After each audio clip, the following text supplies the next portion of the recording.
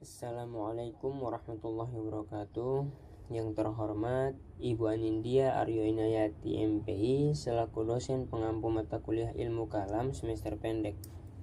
Perkenalkan, saya Babu Salam Babaun Laukumani dengan NIM 1521154. Sini saya akan menjelaskan tentang aliran Khawarij.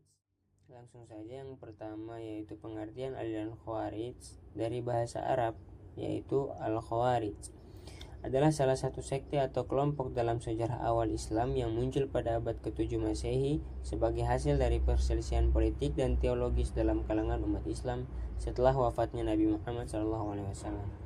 Dan secara harfiah, Khawarij berarti orang-orang yang keluar. Dari kata kharaj, yaitu keluar. Istilah ini digunakan untuk menyebut sekelompok orang yang keluar dari barisan pendukung Khalifah Ali bin Abi Thalib setelah peristiwa tahkim atau arbitrase dalam perang Siffin antara Ali dan Muawiyah. Mereka menolak keputusan arbitrase tersebut, menganggap bahwa hukum hanya milik Allah atau la hukma illa ilallah, dan bahwa manusia tidak berhak menjadi penengah dalam urusan agama. Adapun sejarah aliran Khawarij itu muncul pada tahun 657 Masehi setelah perang Siffin. Kelompok ini memisahkan diri dari Ali bin Abi Thalib dan kemudian memeranginya dalam perang Nahrawan. Salah satu dari mereka, Abdurrahman bin Muljam, membunuh Ali pada tahun 661 Masehi.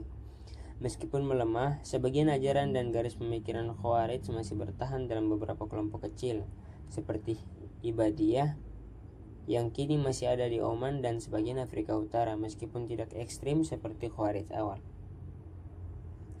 Adapun penyebaran kelompok Khawarij di sini ada 3, yaitu Azariwah merupakan yang paling ekstrim, mengkafirkan semua yang berbeda.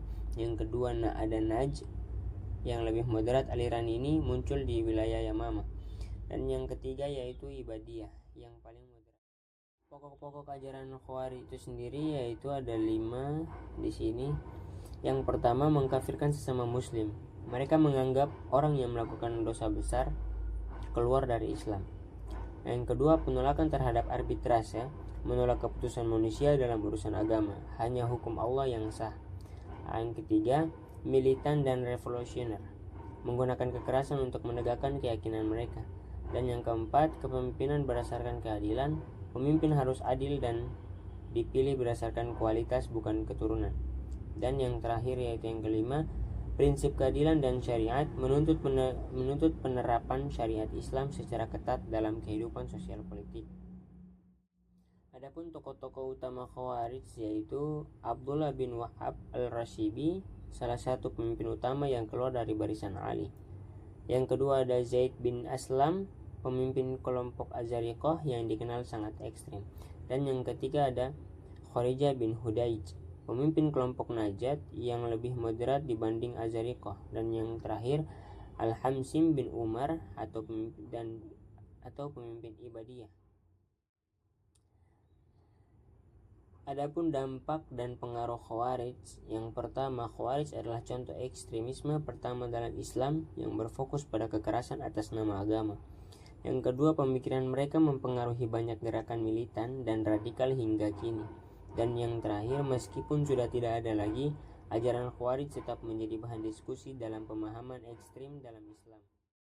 Kesimpulannya adalah Khawarij muncul dari konflik politik dan berkembang menjadi paham radikal dengan ajaran yang sangat keras. Meski telah terpecah, warisan ideologi mereka masih terlihat dalam gerakan-gerakan ekstremisme.